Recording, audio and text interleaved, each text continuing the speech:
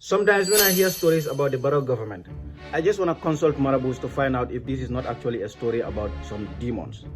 But this time I did not have to do that. All I needed to do was to consult and confirm from people in Gambia whether or not the Barrow government did what they are being accused of doing. Because some of their stories are just really scary. But the good thing is, this one is not scary. It's just petty. Can you imagine? You hosting the OIC, knowing that a large part of the activities and events will be held in the West Coast region. He decided to sideline the West Coast Municipal Council, that is the Brikama Area Council, completely. This is the statement that they have put out to say that they have not been consulted with regards to participating or helping or collaborating with the government when it comes to the OIC. And this statement did not come out of the blue. It is a reactionary one. It came as a result of Ebrima Sillah's outrageous statements that I actually reported on yesterday, that the municipal councils need to step up their games. I'm beginning to believe that when it comes to national duties, there are exceptions when it comes to inclusion.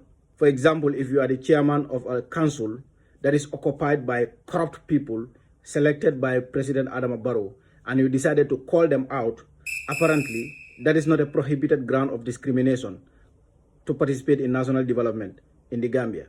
President Barrow needs to understand that he does not have to like Yankuba. He does not have to, respect Yankuba. He has to respect the people of West Coast region. But look at what he has done to KMC and Banjul as well. Because when they called them out for not participating or doing their part in when it comes to cleaning the roads, they did not leave any one of them behind. They just literally said all of them are doing nothing. Despite their limited resources, they have put something together and gave it to the central government. But no, that's not sufficient for the Barrow government. So, but to tell you the truth, I'm the least bothered when West Coast decided not to participate in this at all. Because they can save some money, perhaps. Because we know that they are struggling. Like all other councils, they are struggling with finance. If Barrow decided to sideline them, I think that's fine. That's not even worth responding to. The problem comes when he started pointing fingers to our elected officials that they are failing or negating their duties. They are not. And just to conclude, because I see very nice and luxury cars, and who doesn't love cars? So I want to say this here very publicly. Please, if you are done with this OIC, if the OIC is over, we all know you have a very special talent of making things disappear. Even accountability cannot see them.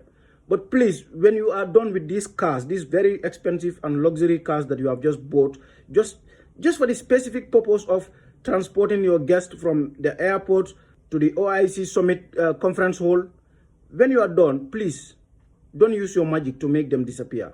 Keep us in the loop, we the Gambians. When you are selling them at those very cheap price, just like Fukajai, just let us all know we all want to have a share, okay? Because I think it is only fair like that. So don't make those cars disappear when the OIC is done, okay? So I know you're gonna say, well, we did not buy those cars, they are not ours, we rented them. Well, I'm not going to buy that story. And I have a very good reason for not buying that story. Because before Barrow became president, we know that he was a rent collector.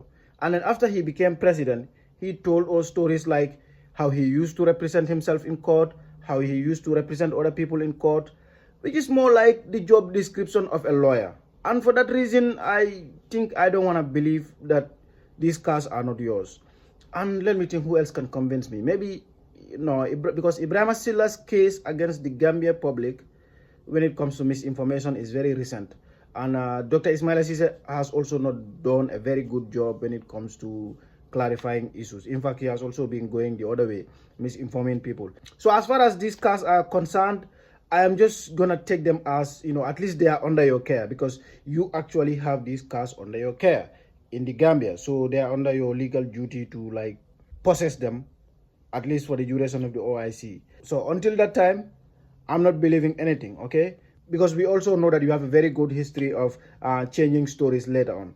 So for that reason, I'm just going to hold on to my initial story that the cars are yours, because evidently they are under your care and in your possession. So we're just going to treat them as yours for now, okay? Until something else comes out very crystal clear that these cars are actually rented from Mauritania. But as of now, I don't even want to mention Mauritania because I don't want to buy that story, okay? So let's find out when the OIC is over, okay? But make sure you don't change the story because I really want my share.